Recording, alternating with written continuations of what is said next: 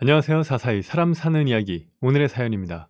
안녕하세요. 저는 현재 어린 아들 한 명을 키우고 있는 40살의 안지희라고 합니다. 오랜 기간 힘든 일을 겪은 우리 가족에게 이제야 웃을 수 있는 여유가 생겨 이렇게 사연을 보내봅니다. 직접적으로 제품을 언급할 수는 없기에 비슷한 과정을 거치는 제품으로 대처한 점은 양해 부탁드립니다. 저는 낮에는 회사에서 연구를 하고 밤에는 아이와 씨름을 하는 평범한 워킹맘이죠. 어렸을 때부터 무언가를 풀어나가는 것이 굉장히 흥미롭다는 생각을 했고 지금도 역시 그렇습니다. 아이를 낳고 몸을 추스르기 위해 잠깐 쉬는 동안에도 너무나 일을 하고 싶더군요. 저를 이쪽 세계로 인도한 사람은 바로 저희 아버지였죠. 아버지는 젊은 시절 대기업에서 전력 저장 장치 관련 개발 업무를 하셨거든요. 꽤나 잘 나가던 연구원이셨고 부모님과 우리 남매 5식구는 여느 가정처럼 화목하게 지냈습니다. 그리고 아버지는 3명의 자식 중에 저를 가장 예뻐하셨죠. 제가 아버지의 기질을 가장 많이 닮았었거든요. 아버지는 항상 대화를 통해 많은 걸 알려주셨습니다. 그리고 결론을 알려주시기보다는 스스로 그 결과를 찾을 수 있도록 과제를 내어주시기도 했죠. 저는 그럴 때마다 아버지께 도움을 구하지 않고 혼자 고민하면서 관련된 책과 자료를 열심히 찾았어요. 결국 결과를 찾아 아버지께 가지고 가면 어머니와 아버지는 역시 아빠 딸이라며 웃어 보이곤 하셨습니다. 저는 아빠 딸이라는 저의 별명을 굉장히 좋아했었어요. 아버지를 가장 존경하던 저에게 있어서 그만한 칭찬이 없었거든요. 그리고 저는 당연하게 아버지의 뒤를 잇겠다고 다짐했습니다. 그리고 무사히 아버지의 전공 관련 학과로 진학을 했죠. 아버지는 제가 대학교 2학년이 되던 해에 회사를 퇴직하고 자신의 회사를 차리셨습니다. 아버지는 회사를 설립하실 때 무엇보다 효율이 높은 제품을 개발하고 싶다고 하셨어요. 그렇게 호기롭게 시작은 했으나 생각보다 순조롭게 개발을 진행할 수는 없었습니다. 아버지가 대기업에 다닐 때만큼 연구시설이 잘 갖추어져 있지 않았고 아무래도 연구개발 분야에 돈이 많이 드는 것은 사실이니까요. 결국 아버지는 투자자를 찾으러 다니셨죠. 그러다가 전 직장에서 아버지와 함께 일을 하던 하청업체 대표님이 아버지 회사에 꽤나 많은 돈을 투자하면서 동업자가 되었습니다. 영업과 경영은 그분이 주로 하시고 아버지는 연구 쪽에 주력하시는 것으로 업무를 분담했죠. 사실 아버지는 연구만 하셨지 사업이나 경영은 해보신 적이 없었거든요.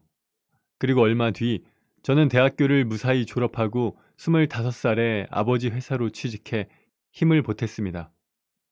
학교에서 전공한 것은 화학이었지만 경영학을 복수 전공으로 공부했기 때문에 한 해 늦게 졸업을 한 것이죠. 그렇게 어려서부터 꿈꿔온 대로 아버지와 함께 연구를 하게 되었습니다. 하지만 연구 인력이 부족하다 보니 점점 힘들어지더군요.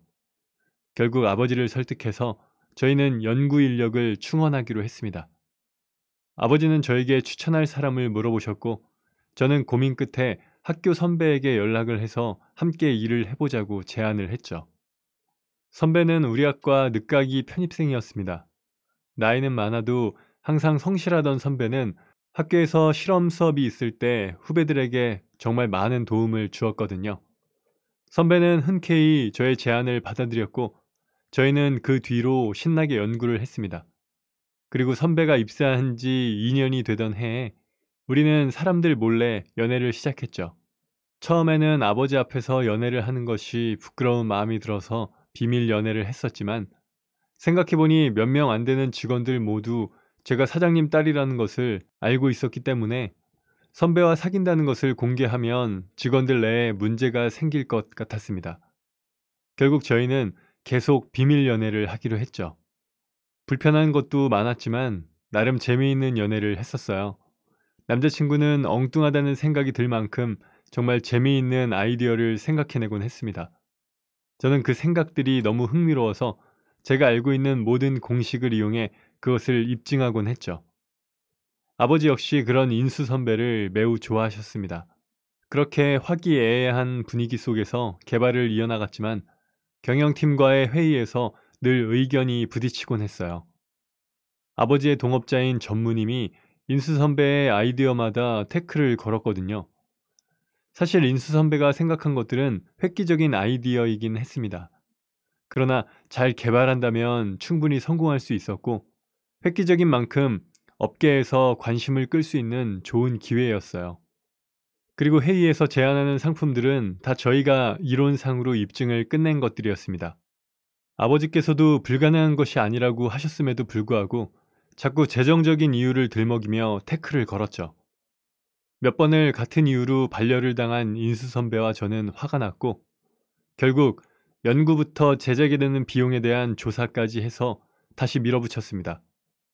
그리고 선배와 저의 노력이 그 상품을 개발할 수 있도록 힘을 넣어주었죠. 그렇게 저희는 신제품을 만들고 출시를 앞두고 있었는데, 문제는 OEM을 믿고 맡길 업체를 찾는 것이었어요. 그런데 전무님은 ODM을 주자면서 회방을 놓으셨습니다. 사실 말이 안 되는 이야기였어요. 간단히 이야기하자면 OEM은 저희가 연구 개발을 할 수는 있지만 생산을 못하는 경우에 생산업체에 생산을 맡기는 것이에요. 그리고 ODM은 제조업체에서 개발 과정부터 관여를 하고 저희는 브랜드 이름을 내어주는 방식입니다. 우리는 브랜드가 없었기 때문에 ODM을 한다는 것은 말이 되지 않았습니다. 또 기술력 보유를 위해 연구 개발을 한 것은 저희가 가지고 있어야 하는 것이 맞는데, 자꾸 이상한 쪽으로 의견을 피력하시는 전무님이 너무 마음에 들지 않았어요. 이 분야를 조금이라도 아는 사람이라면 전무님의 의견이 얼마나 말이 안 되는 소리인지 금방 알 것입니다. 이미 개발을 끝낸 제품을 ODM에 의뢰한다는 것은 저희가 쏟아낸 노력과 시간을 업체에다가 그대로 넘겨준다는 뜻이에요. 하지만 전무님은 아무 관련 없는 ODM 시장의 성공 사례를 들먹이며 아버지를 설득했고, 아버지는 그런 전무님의 말을 신중하게 듣곤 하셨죠. 결국 머리끝까지 화가 난 저는 퇴근을 하고 난 후 아버지에게 왜 말도 안 되는 이야기를 자꾸 들어주는 것이냐고 화를 냈습니다. 그런데 아버지는 갑자기 저에게 사진 몇 장을 꺼내어 보여주셨죠. 저는 의아한 표정으로 사진을 하나씩 확인했고 당황할 수밖에 없었습니다. 그 사진들 속에는 다정하게 데이트를 하고 있는 저와 인수 선배가 있었거든요. 김전무 말로는 인수가 자신의 욕심 때문에 너를 꼬신 거라고 하던데, 아버지의 말을 들은 저는 미치겠더군요. 아버지는 그 사람 말을 믿어요? 아니에요. 제가 먼저 인수 선배한테 연락해서 회사에 들어온 거 잘 아시잖아요. 아버지는 제가 아무리 그런 것이 아니라고 말해도 인수 선배를 의심하는 듯한 눈빛을 거두지 않았습니다. 그 뒤로 저와 아버지는 점점 갈등이 고조되었어요. 그리고 얼마 뒤 사건이 터져버렸습니다. 저희가 많은 정성을 들여 만들었던 제품을 다른 경쟁 업체에서 만들어 출시를 한 거죠. 모든 스펙과 외관까지 분명 저희가 개발한 상품이었습니다. 저희 것이 아닐 수가 없었어요. 하나부터 열까지 오랜 시간 밤을 새워가며 고민했던 제품을 알아보지 못할 리가 없었죠. 저희 회사는 그날로 비상이 걸렸지만 경쟁사 측에서 이미 출시를 해버린 상태라 수습할 방법이 없었습니다. 결국 12년 동안 연구개발에 모든 돈을 쓴 아버지의 회사는 그 사고로 망하고 말았어요. 당시 제 나이는 31살이었고 아버지는 막 환갑을 넘긴 상태셨습니다. 아버지는 기술이 유출되었다는 것에 너무나 큰 충격을 받은 나머지 쓰러지고야 마셨어요. 그리고 더욱 기가 막히게 병원에 입원한 아버지는 급성 위암이라는 진단을 받으셨습니다. 작년 건강검진에도 아무런 이상 소견이 없었던 아버지가 갑자기 위암이라는 진단을 받자 전 너무나도 분하고 모든 것이 원망스러웠어요. 저희는 아버지의 건강을 위해 모든 힘을 다 써보았지만 쉽지가 않았습니다. 결국 아버지는 회사 문을 닫은 지 10개월, 그리고 암 진단을 받은 지 6개월 만에 눈을 감으셨습니다. 갑작스럽게 남편, 아버지를 잃은 저희 가족은 충격에서 헤어나오기가 힘들었죠. 그런 저희 가족의 옆에는 늘 김 전무님이 함께 있어 주셨습니다. 아버지의 장례식장에서도 마지막까지 자리를 지키셨죠. 엄마와 동생들은 아버지의 영정사진 앞에서 하염없이 울기만 했어요. 그러나 저는 그 옆에서 눈물을 흘릴 수도 없었습니다. 아버지를 이렇게 만든 장본인이 저인 것 같아서 죄책감이 들었거든요. 그렇게 멍하니 아버지의 사진을 보고 있는데 아버지의 소식을 듣고 인수 선배가 허겁지겁 달려왔습니다. 하지만 전무님은 그런 선배를 보자마자 소리를 지르기 시작했죠. 네가 여기가 어디라고 와? 여기가 어디라고? 안 대표님 깃을 팔아먹고 너는 평생 두 다리 벗고 잘 수 있을 것 같아? 뻔뻔한 자식. 전무님은 모든 사람들이 있는 곳에서 인수 선배가 회사의 기술을 빼돌렸다고 떠들어댔습니다. 당황한 제가 사실이 아니라고 뒷수습을 하고 다니긴 했지만 엄마와 동생들은 이미 인수 선배를 버러지보듯 바라보았고 전 일단 선배가 피하는 것이 좋겠다는 생각이 들어 선배를 데리고 빈소를 빠져나왔습니다. 지금 내가 왜 나와야 하는 건데? 나 아니야! 오빠가 그럴 사람 아니라는 건 내가 제일 잘 알아. 그런데 오빠가 지금 들어가면 우리 아빠 편하게 못 가. 아빠 조용히 보내드릴 수 있게 도와줘. 부탁이야. 저는 꾹 참고 있던 눈물을 결국 터뜨리고야 말았어요. 남자친구의 얼굴을 보니 그동안 억눌려 왔던 눈물이 한꺼번에 나오기도 했고 억울한 누명을 쓴 남자친구에게 미안하기도 했거든요. 남자친구는 결국 흐느끼는 저를 가만히 안아주다가 그대로 집으로 돌아갔습니다. 그리고 장례를 치르는 동안 빈소에 나타나지 않았죠. 아버지의 장례식이 끝난 뒤에 엄마는 전무님에게 집을 팔아서라도 투자금을 드리겠다고 하셨어요. 그러자 전무님은 투자라는 것이 원래 건지지 못하는 것이라며 괜찮다고 엄마를 위로해 주셨죠. 저는 그런 전무님이 너무 고마웠습니다. 비록 회사에서는 말도 안 되는 의견을 내는 것이 얄미웠지만 이렇게까지 저희 가족을 생각해 주니 그동안 안 좋게 생각했던 것까지 죄송하고 감사하더라고요. 만약 전무님이 돈을 돌려달라고 했었다면 저희는 정말 집을 팔아야 했을 테니까요. 이후 저는 다른 회사를 들어가기 위해 노력했습니다. 그러나 아버지 회사에서 별다른 성과를 내지 못해서 그런지 취직하기 쉽지가 않더군요. 결국 이미 다른 회사에 들어가서 일을 하고 있는 동생들의 월급으로 생활하게 되었습니다.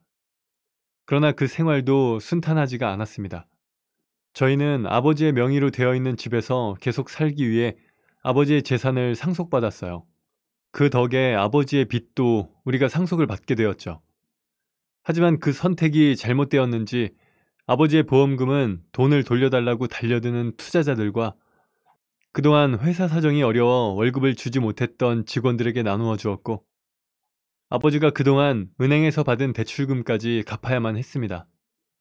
아버지는 저희 모르게 꽤 많은 빚을 지고 계셨더군요. 저희는 밀려오는 빚더미를 쉽게 해결할 수가 없었고 결국 집을 팔아버렸습니다. 그리고 방 2개짜리 작은 집으로 이사를 했죠. 그 과정에서 저는 남자친구와 6년의 연애를 끝내었습니다. 저에게는 연애를 할 여유 따위는 없다고 생각했어요. 아버지의 죽음 이후로 저희 집은 망해버렸고 저는 아버지 대신 엄마를 책임져야만 했습니다. 그리고 회사 기술을 선배가 유출하지 않았다는 것을 저는 잘 알고 있었지만 엄마와 동생들은 선배가 그랬다고 철석같이 믿고 있었기 때문에 저희에게 밝은 미래를 기대하기는 어려웠죠. 그렇게 저희는 아버지의 빚을 대충 갚게 되었습니다. 그러나 정신적인 충격을 바로잡기에는 시간이 많이 필요했죠. 특히 엄마는 너무나 큰 충격을 받아 정신이 온전하지 못한 상태였습니다. 그랬기에 직장이 없는 제가 엄마를 돌보게 되었죠. 물론 그렇다고 엄마를 24시간 내내 간호해야 하는 것은 아니었습니다. 살림도 하고 엄마는 일주일에 한두 번 병원에 모시고 갔죠. 그러다 보니 동생들에 비해 상대적으로 시간이 많이 생기더군요. 그런 시간에는 주로 이런저런 옛 생각에 잠겨 지내곤 했죠. 그러던 어느 날 저녁 식사 후 엄마가 먼저 잠자리에 드셨고 저는 혼자 책장을 정리하던 중 아버지의 노트를 발견하게 되었습니다. 그 노트는 저희가 아이디어 회의를 할 때 아버지께서 늘 가지고 다니셨던 노트였어요. 왜인지 모르게 심장이 너무나 빨리 뛰었습니다. 저는 그 노트를 펼쳐 하나하나 읽어보았어요. 역시 저와 인수 선배가 냈던 아이디어들이 자세하게 잔뜩 적혀 있더라고요. 저는 그 내용을 보자마자 결국 엉엉 울고 말았습니다. 혼자 시간 가는 줄 모르고 노트를 보고 있는데 막내 동생이 퇴근을 하고 집으로 왔죠. 누나 뭘 그렇게 보고 있어? 전에 냈던 아이디어들 아버지가 다 기록해 두셨네. 이건 꽤나 괜찮았는데. 그래? 어디 봐봐. 저희 남매는 모두 다 같은 전공이었기 때문에 동생도 아버지의 노트를 흥미롭게 보았습니다. 결국 모두 다들 아버지의 자식들이었던 거죠. 막내는 한참 동안 노트에 적힌 아이디어들을 들여다보더니 혼자 계산을 해보기 시작했습니다. 그리고 저와 함께 투닥거려가며 이론을 검증을 하고 있는데 야근을 한 둘째 동생이 집으로 돌아왔죠. 아니, 둘이 뭐 해? 아, 형, 일로 와서 이것 좀 봐봐. 이거 이렇게 하면 될 것 같지 않아? 둘째 동생은 옷도 갈아입지 못한 상태로 저희의 대화에 합류했습니다. 저는 오랜만에 동생들과 즐거운 대화를 한 것 같았어요. 서로의 의견들이 더해지니 꽤 괜찮은 제품이 나올 것 같은 예감이 들었습니다. 그리고 그 주 주말 저희는 다 같이 둘러앉아 점심을 먹고 있었죠. 그런데 식사가 끝나갈 무렵 둘째 동생이 넌지시 이야기를 꺼내더군요. 근데 누나, 그거 진짜 해볼까? 그거 아버지 노트에서 나온 거지? 아버지 노트. 옛날에 누나랑 직원들이 아이디어 낸 거 적어 놓으신 거잖아. 그렇지, 형. 그거 뭔가 될 것 같지? 내 생각에는 그거 잘만 하면 장난 아닐 것 같은데? 누난 어때? 이런 이야기를 주고받던 우리 남매는 식사가 끝나자마자 다시 아버지의 노트를 펼쳐두고 계산을 하기 시작했습니다. 다만 또다시 누군가가 아이디어를 가져가지는 않을까 걱정되는 마음에 동생들에게 회사 사람들과 의논하는 것은 절대 안 된다고 단단히 일러두었죠. 그렇게 평일에는 동생들이 회사에서 일을 하는 동안 저 혼자서 이런저런 식으로 계산을 해보기도 하고 동생들이 퇴근을 한 후 제가 생각해둔 것에 대해 수정할 점을 알려주는 식의 회의가 반복되었습니다. 오랜만에 하니 너무나 재미있었어요. 저희는 일에 미친 것처럼 연구에 몰두했습니다. 동생들도 회사에서 열심히 일을 하고 집으로 돌아와 저와 끊임없이 회의를 했죠. 그리고 몇 달 뒤 마침내 이론으로는 완벽할 법한 것이 나왔습니다. 그러나 이론으로는 제품을 완성시킬 수가 없었어요. 실험을 해봐야 하는데 실험실이 없다 보니 그 부분에서 가로막혔죠. 그렇게 며칠 고민만 하고 있는데 동생이 개인 연구실을 가지고 계시는 교수님께 부탁을 드려서 실험을 할 수 있게 허락을 받아주었죠. 저희는 다행히 그곳에서 밤낮 없이 실험을 할 수 있었습니다. 제법 오랜 시간을 노력한 결과 괜찮은 가제품들을 만들 수 있었죠. 저는 모든 연구와 개발 과정을 정리한 리포트를 컴퓨터에 저장해 두었습니다. 이번에는 절대 다른 누군가에게 빼앗겨서는 안 된다고 생각했어요. 그래서 개발 상품에 대한 특허 관련 내용을 알아보고 있던 찰나 또다시 사건이 터졌습니다. 어느 날 새벽까지 자료 정리와 공부를 하고 자서 다음날 오후 늦지막히 일어났더니 엄마가 어디 가셨는지 보이지 않더라고요. 그즈음 엄마는 상태가 조금 나아져 혼자서 마트를 가시기도 했기 때문에 사실 별다른 걱정을 하지 않고 있었습니다. 커피 한 잔 마시면서 뉴스도 보고 빨래도 하고 청소기도 돌리며 집안일을 다 한 후에 컴퓨터로 향했습니다. 그런데 아무리 찾아보아도 노트북이 보이지 않았어요. 늘 제자리에 있던 노트북이 사라지자 저는 머리가 하얘지는 것 같았습니다. 여태껏 준비한 모든 과정과 자료가 그 노트북 안에 저장되어 있는데 만약 잃어버렸거나 누군가가 가져간 거라면 몇 년 전과 똑같은 일이 벌어질 것만 같았어요. 저는 너무나 불안한 마음에 엄마와 동생들에게 미친 듯이 전화를 걸기 시작했습니다. 동생들은 어리둥절하고 엄마는 전화를 받지 않았죠. 그제서야 엄마가 걱정이 되기 시작한 저는 경찰에 신고를 해야 하나 고민이 되었습니다.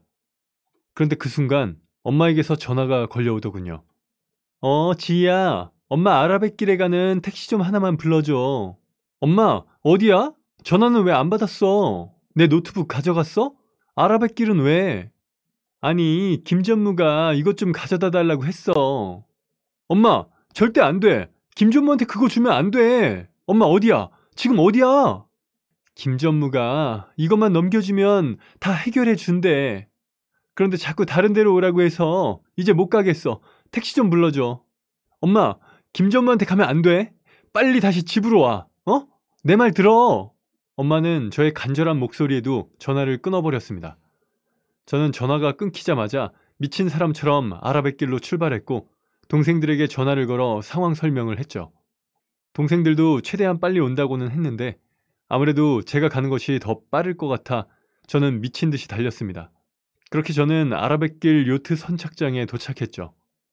그러나 여러 대의 요트 사이에서 엄마를 찾는 것이 여간 어려운 일이 아니었습니다.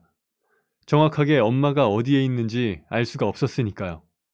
너무나 불안한 마음에 저는 여기저기 돌아다니며 엄마를 찾아다녔어요. 그 순간 조금 떨어진 곳에서 불이 켜져 있는 요트가 하나 보였죠. 그래서 저는 그쪽으로 조금씩 다가갔습니다. 살금살금 올라가 배 안쪽을 들여다보니 그곳에 김전무와 엄마가 있더군요. 그런데 김전무가 엄마에게 하는 말이 너무나 충격적이었습니다. 형수님, 정말 고생 많으셨어요. 이제는 제가 다 해결해 드릴게요. 요즘 저 회사에서 좋은 대접 받고 있어요. 외국 기업 네오전자라고 아시죠? 거기에서 따님이랑 아드님들이 개발한 거 잘 만들어 줄 겁니다. 너무 걱정하지 말고 계세요. 아셨죠? 저는 너무나 분한 마음에 손이 떨렸어요. 네오전자는 몇 년 전 저희 회사의 아이디어를 빼앗아 제품을 만든 회사였습니다. 확실하게 약속해줘요. 이것만 넘겨주면 다시는 협박하지 않겠다고. 아, 그럼요. 당연하죠. 저번에도 제가 잘 만들어 드렸잖아요. 아시죠? 그래서 제가 투자한 돈은 한 푼도 안 받은 거. 아니, 그런데 아무리 생각해봐도 저번에 그거 하나로는 제가 투자한 돈 회수가 잘 안 되는 것 같더라고요. 그런데 이것까지 하면 완벽히 제 투자금 갚으시는 겁니다. 역시 기술을 유출시킨 것은 김전무였습니다. 김전무가 우리가 연구한 자료를 빼돌려 네오전자에 넘겼고 그 충격으로 아버지가 돌아가신 것이었어요. 너무나 충격적이고 분한 사실에 당장 요트로 들어서려는데 누군가가 저를 잡아챘습니다. 이봐요, 여기서 뭐합니까? 김전무의 사람인 듯 보이는 남자는 굉장히 험상궂은 얼굴을 하고 있었어요. 저는 최대한 그 남자에게 반항을 해보았지만 시끄럽기만 할 뿐 할 수 있는 것은 아무것도 없었습니다.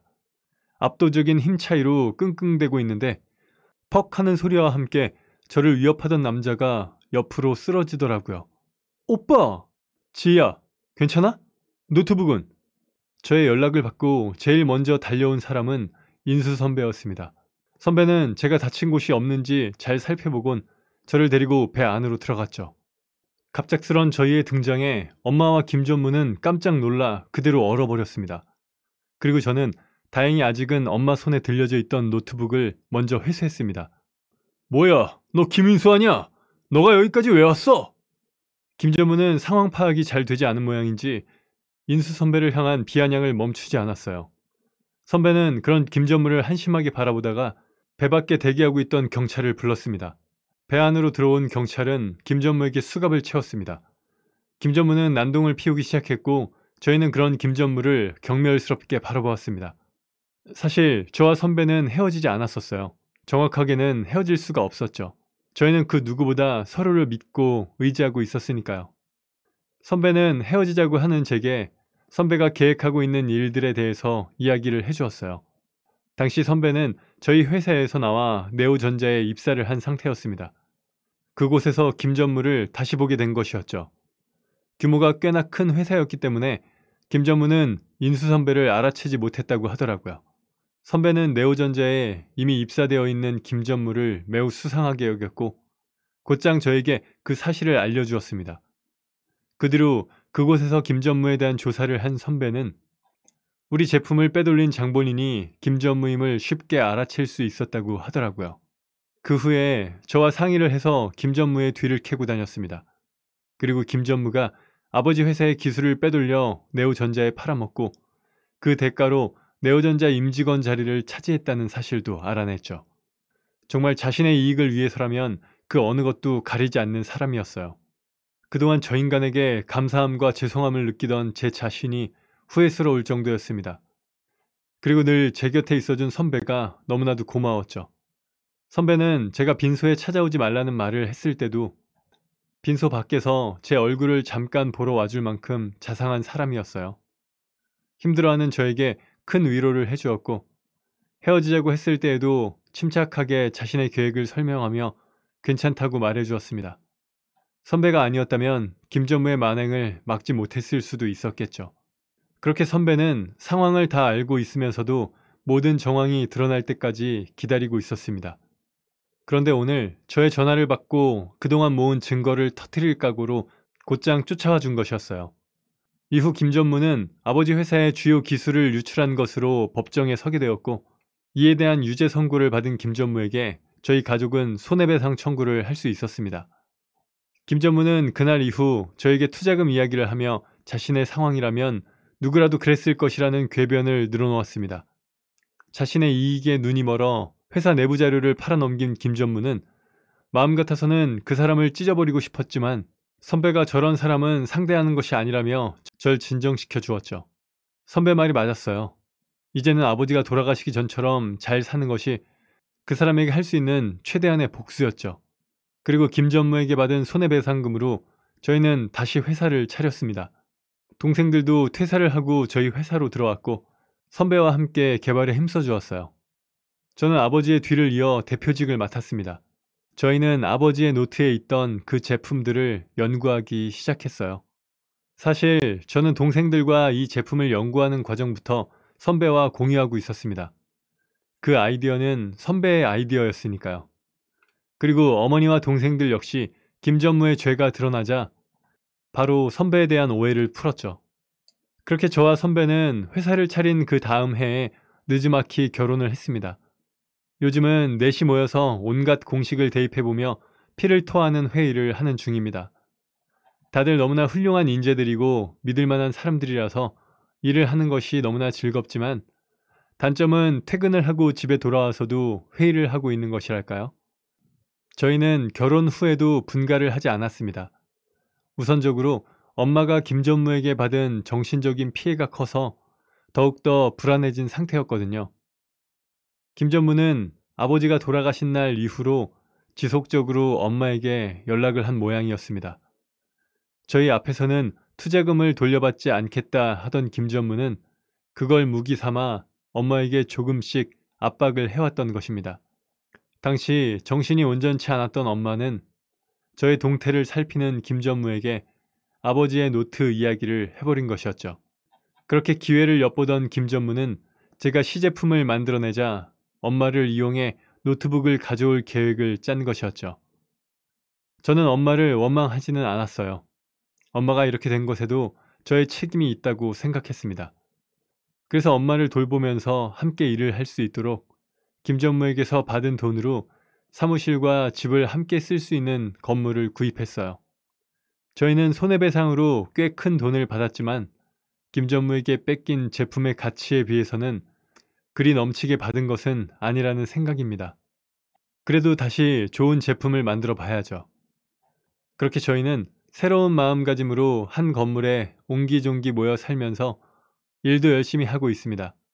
그리고 4명이 머리를 맞대고 만들어 개발한 그 제품은 현재 특허 출원을 한 상태입니다. 이번에는 확실히 믿을 만한 생산업체를 구했거든요. 물론 생산 과정에서 조금씩 수정 보완을 해 나가야겠지만 드디어 우리의 기술력을 세상에 알릴 수 있게 된 것에 너무나 행복합니다. 또 그 사이에 저는 임신을 했고 여전히 일을 했습니다. 남편과 동생들은 저를 걱정하는 마음에 사무실로 출근하지 말고 쉬라고 잔소리를 했지만 저는 일하는 것이 태교였거든요. 몇 달 후 저는 사랑스러운 아들을 출산했고 가족들과 함께 아이를 키우면서 일도 병행하고 있어요. 저희는 여전히 더 좋은 제품을 만들기 위해 매일 노력하고 있습니다. 하늘에서 보고 계시는 아버지가 안심하고 편하게 눈을 감으실 수 있게 세계 최고가 되는 그날까지 최선을 다해 보려고 합니다. 저희 가족 모두에게 따뜻한 응원의 댓글 부탁드립니다. 긴 글 읽어주셔서 감사합니다. 네, 오늘 사연은 여기까지입니다. 사람 사는 이야기 채널 구독과 좋아요, 알람 설정 부탁드립니다. 감사합니다.